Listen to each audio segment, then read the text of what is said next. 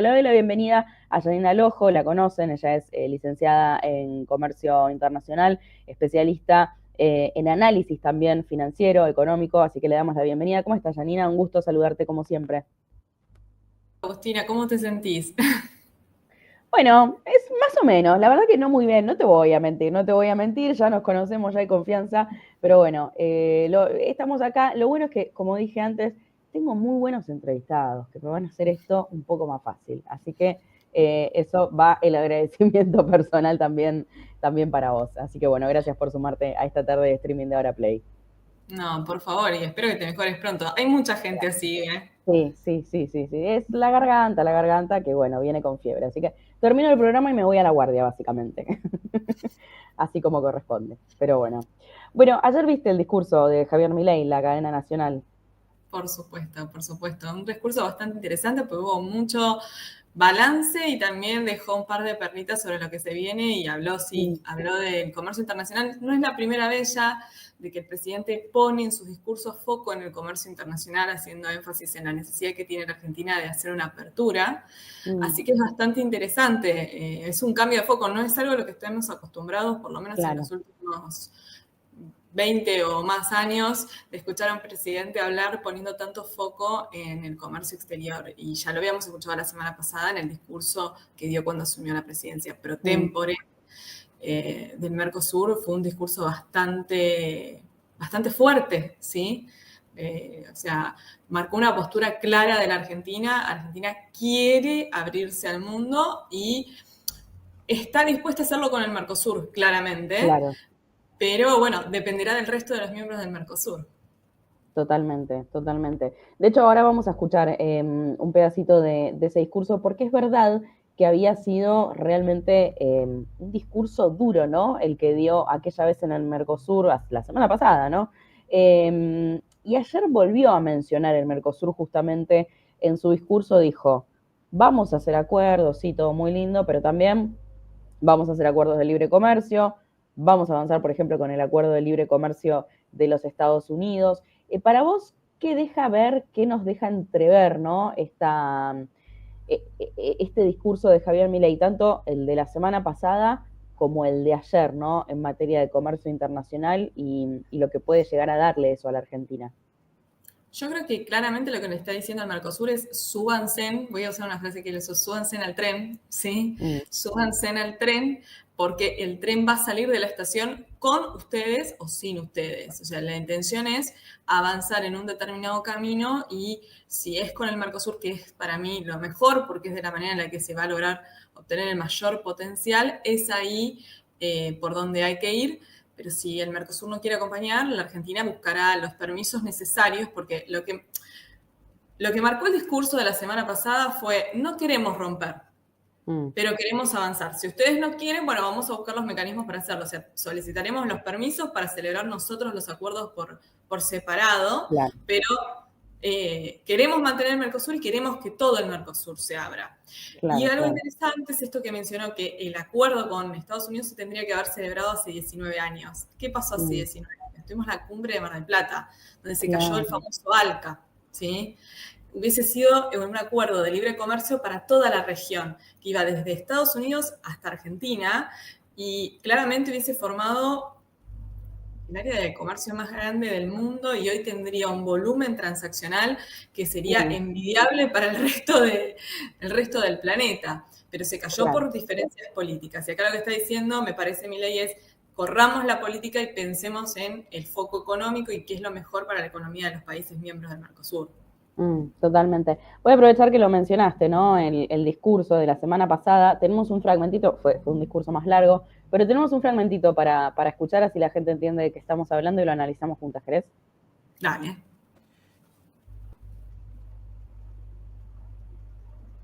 En torno al arancel común, nuestra presidencia explorará un régimen de mayor flexibilidad y autonomía comercial para los integrantes del bloque, para que cada uno pueda entablar acuerdos comerciales que le resulten convenientes, que cada país pueda determinar hasta dónde sí y hasta dónde no, haciéndose eco de las necesidades de su propia población, entendiendo que el bloque se beneficia del beneficio de sus integrantes. Y no solo hace falta impulsar cambios en materia comercial, La triple frontera se ha convertido en un colador para las bandas narcoterroristas que cada día expanden más su mancha de influencia en la región. Para abordar esta crisis, la Argentina ha propuesto la conformación de una agencia que siga a las bandas en sus acciones criminales. Será ágil, moderna en métodos y recursos y no burocrática. Esta agencia tendrá investigadores de todos los países que estudiarán las bandas que intentan dominar nuestros territorios. En resumen, menos trabas arancelarias para comerciar puertas adentro, más libertad para comerciar puertas afuera y más colaboración en la persecución del narco.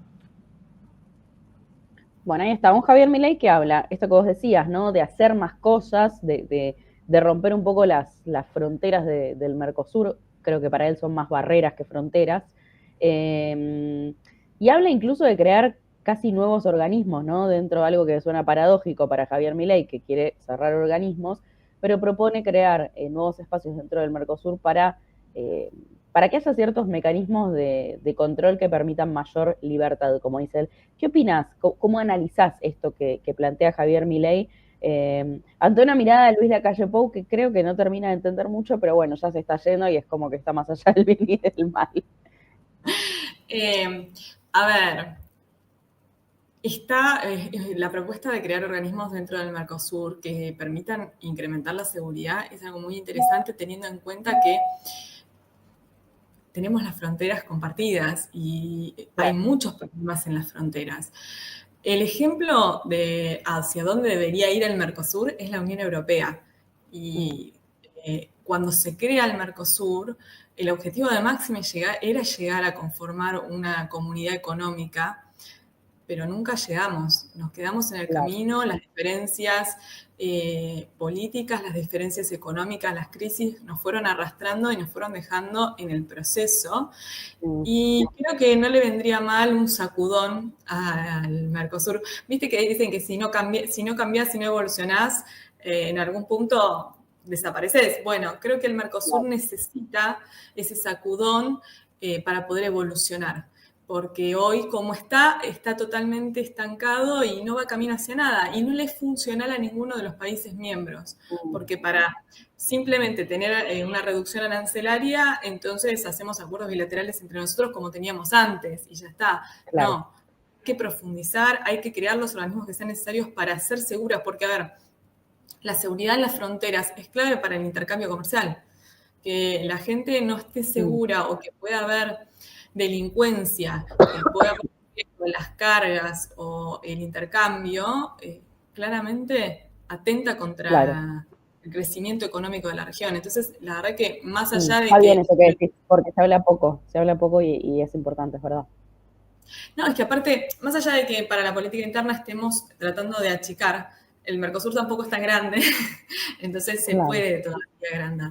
Se puede crear un organismo o una agencia de manera, bueno, no son 4 partes porque está ingresando Bolivia, pero entre los 5 miembros ahora activos, recordemos, Venezuela está suspendida por violación de los derechos humanos.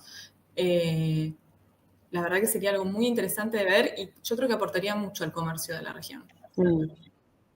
Totalmente. ¿Nos explicas exactamente, porque viste que se habló de todo, hubo muchos idas y vueltas, algunos decían, bueno, al final fue un acuerdo limitado. ¿Nos puedes explicar finalmente cuáles son los alcances que tiene esto que se firmó y por qué es tan importante tal como lo presentaron? Bueno, para saber bien los alcances tenemos que ver la letra chica y esa todavía no la vio nadie. Todavía no está, ok. Todavía no la vimos.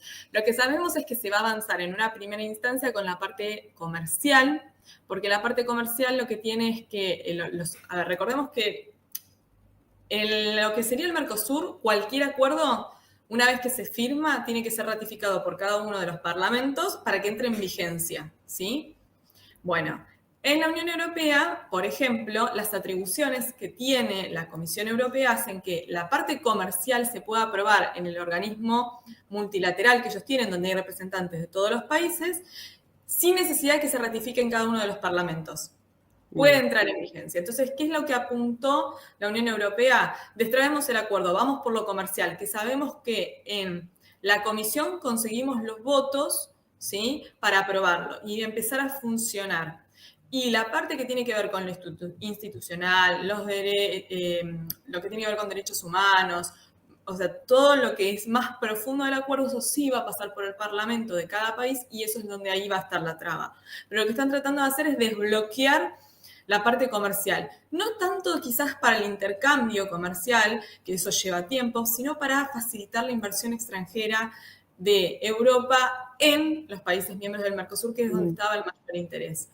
Y aparte había que darle un cierre, son 25 años de negociación y estamos hablando de conformar el área de negocios más importante hoy, ¿sí?, del mundo, con 20% del volumen de los negocios mundiales que quedarían dentro de este área, en un contexto mundial bastante particular, porque se viene un 2025 bastante complicado si realmente Trump decide aplicar las políticas de suba de aranceles en los Estados Unidos, iniciar una guerra comercial con China. Lo que vamos a ver es presión sobre las monedas de Europa, de Asia, inclusive de los países emergentes. A Europa ya le pasó que tuvo que bajar, o sea, tuvo que depreciarse con relación al dólar para poder ganar algo de competitividad y eso le impactó en la economía y realmente no, yo creo que hoy Europa está pensando en este escenario de un posible nuevo conflicto comercial entre Estados Unidos y China. Tratemos de buscar aliados en el resto del mundo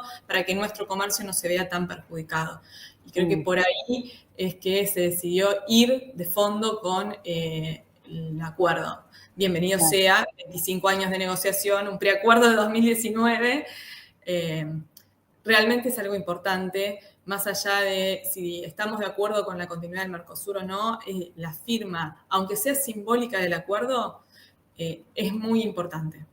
Claro, totalmente. Con lo cual, a ver, esto, porque esa era la gran duda, ¿no? Si era compatible o no esta firma del acuerdo con otras cuestiones que podía llegar a hacerse, que pudieran llegar a hacerse, por ejemplo, con Estados Unidos u otro tipo de cuestiones en líneas generales a nivel libre comercio. No es incompatible. No, a ver, todos los acuerdos, vos como bloque o como país celebrás la cantidad de acuerdos de libre comercio que quieras. Nada, a ver, al contrario, cuantos más acuerdos tengas, mejor, porque más vas a poder facilitar el comercio de tu país, de tu propio país, de tus propias empresas. Chile tiene una cantidad de acuerdos de libre comercio con todos los bloques del mundo que pudo celebrar acuerdos, celebró. Y obviamente es un país que necesita recibir muchos productos del exterior, entonces cuanto mayor cantidad de acuerdos celebre, bienvenido sea. Entonces, uno mira al país vecino y nos miramos a nosotros mismos, nos quedamos como diciendo, yo el jueves estaba revisando, uno entra a la página del Mercosur y entras a revisar 2 acuerdos de libre comercio tiene firmado el Mercosur, desde el año 94 que se constituyó. Pues tiene acuerdos de tratamiento preferencial, acuerdos de cooperación, pero 2 acuerdos de libre comercio. Egipto y el de Israel. Mira. Nada, en vigencia, nada más. Claro. Con lo cual, eso algo nos dice. ¿Y esto podría ser el inicio de una nueva era? No solo con Europa, ¿podría traer otras cosas después? Ojalá, es lo que más necesitamos. Hoy lo que más necesita Argentina es salir a venderle al mundo. Y salir a venderla al mundo de manera competitiva. Coincido 100% con que la competitividad no te la da un tipo de cambio. El tipo de cambio te puede ayudar, pero momentáneamente, porque enseguida cualquier movimiento te licúa esa competitividad que vos tenías. La competitividad te la dan reformas estructurales. A celebrar acuerdos de libre comercio te da un nivel de competitividad que no te lo va a dar ningún tipo de cambio. Reducir el costo argentino te da competitividad que no te la va a dar ningún tipo de cambio. Modificar, hacer reformas tributarias, hacer reformas laborales, apuntar a, por ejemplo, la eliminación de las retenciones que tanto se está pidiendo. Esas son cosas que van a mejorar la competitividad de la Argentina y claramente van a permitir que vendamos más. Aparte, pensemos en algo, pues siempre estamos hablando de barreras arancelarias, de la infraestructura. Argentina tiene un potencial enorme de exportación de servicios y también se ve beneficiado con los acuerdos de libre comercio, porque ahora, cuando vos celebrás un acuerdo de libre comercio, no negociás solamente bienes, negociás también servicios. Y ahí hay un potencial enorme. Tenemos muy buenos profesionales que pueden venderle servicios al mundo y que con mejoras en las condiciones estarían o sea, pudiendo exportar y vender con calidad al mundo. Totalmente. Te quiero llevar a otro tema, que sé que, bueno, también estabas hablando sobre esto, porque ayer Javier Milei obviamente hizo referencia a la pobreza.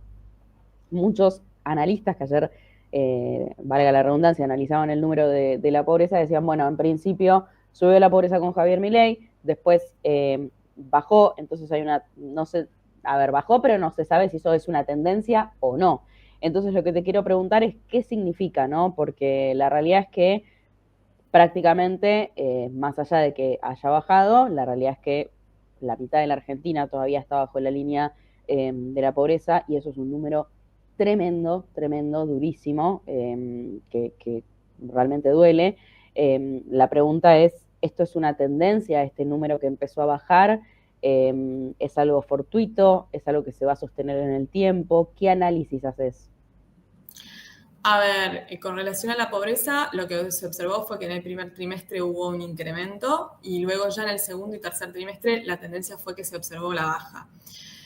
Acá lo que tenemos que remarcar es que, como vos bien dijiste, más de la mitad de los argentinos son pobres, no es un tema para tomar a la ligera, pero esta tendencia ya venía del año pasado, es algo que se ha venido acentuando desde la pandemia en adelante. O sea, una vez que salimos de la pandemia en adelante hemos visto, y lo más, a mí personalmente lo que más me duele es el dato de la indigencia de menores de 14 años. Totalmente. O sea, ese dato creo que es el que nos tendría que preocupar más porque estamos hipotecando el futuro. Porque cuando hablamos de indigencia, estamos hablando de niños menores a 14 años que no reciben o sea, no consumen lo necesario para satisfacer sus necesidades básicas. Y hablamos de alimentos. Entonces, son adultos que en un futuro no van a tener herramientas para insertarse laboralmente en la Argentina. Entonces, estamos hipotecando el futuro claramente y creo que hace ya muchos años que no se toma en serio el problema de la pobreza. No es algo de este gobierno nada más, creo que es algo que se ha vuelto ya estructural en la sociedad argentina. Y como sociedad tenemos la obligación de exigirle a nuestros gobernantes de que tome algún tipo de medida. No lo hemos hecho porque también estamos metidos en ese problema y estamos tratando de sobrevivir. Y lo hemos hecho durante muchos años. Creo que creo que desde el año 2001 en adelante la Argentina entró en una vorágine que el indicador de pobreza sube, baja, pero realmente no se hace nada de fondo para tratar, ¿sí?, de resolverlo. La tendencia hacia la baja, si realmente se sostiene, la vamos a ver si hay una reconstitución del poder adquisitivo. Si empieza a crecer, por ejemplo, el nivel de empleo en la economía. Hoy el poder adquisitivo está queriendo empezar porque hay un par de meses en donde le ha ganado el salario a la inflación, pero pensemos que venimos de mucho tiempo donde le perdimos. Claro. Tomemos la conversión, diciembre del año pasado, 25% de inflación en un mes. No, es una locura, es una locura. Es Entonces, una verdadera locura. Quizás tardemos no un año, sino quizás más de un año en recuperar el poder adquisitivo. Y más allá de que el número mejore, tenemos que seguir trabajando, porque suponete que el indicador pasa al 40%, sigue siendo el 40% de la población argentina que vive en la pobreza, y sigue siendo muchísimo en un país que es productor de alimentos, en un país que tiene todo el potencial para crecer.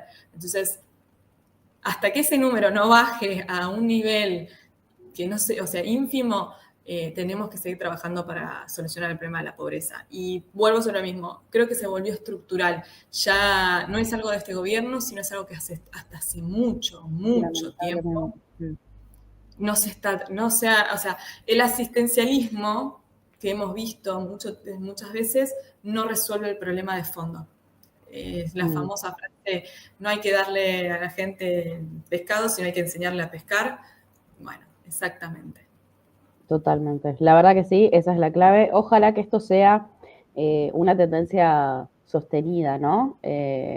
Bueno, obviamente solamente el tiempo lo dirá, pero ojalá que sea una tendencia sostenida a la baja, ¿no? La de la pobreza, porque, bueno, obviamente va acompañada de un montón de otros factores, como vos decías, ¿no? Tiene que bajar la inflación, tiene que recuperarse el salario, digo, es como que la pobreza está compuesta de un montón de otras cuestiones que ocurren alrededor que efectivamente, digo, la inflación evidentemente está funcionando el trabajo contra la inflación, hay otras cosas que todavía tienen que trabajarse, porque bueno, la gran pregunta también es a qué costo esa inflación bajó, y ahí también hay que, bueno, hay que ver cuántos caen en la pobreza, ¿no? Cuántos van quedando en el camino. Yo siempre siento que ahí en la economía, viste, los números son difíciles de armar, ¿no? Porque uno piensa los números y después está la parte social, la real, la de la gente que está en la calle, y qué difícil que es ahí congeniar, ¿no? Esos dos mundos.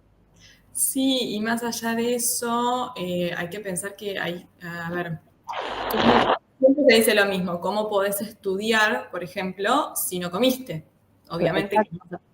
Y la educación es en la Argentina y es en gran parte del mundo libre la herramienta que tenemos para ascender socialmente y para poder progresar. La educación es la verdadera herramienta para crecer.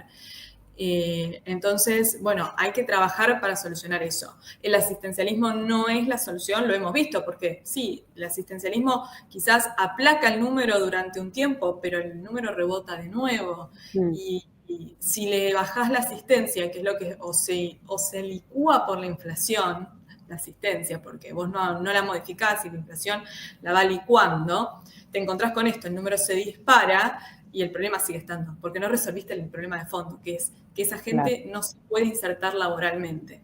Mm. Y ahí es donde hay que atacar, a ver cómo podemos hacer que esa gente se introduzca en la economía formal y empiece a tener un trabajo y no necesite del asistencialismo del Estado. Más allá de Total. que va a haber gente que siempre va a necesitar, ¿sí?, del apoyo del Estado por cuestiones que le exceden, o sea, ir más profundo a aquel que sí tiene la posibilidad, si le damos las herramientas, de crecer. Totalmente, totalmente. Janina, gracias como siempre, por este contacto con nosotros. Siempre es un gusto que nos ayudes a entender dónde estamos parados. No, gracias a vos y que te mejores. Gracias, gracias de verdad. Te mandamos un abrazo grande.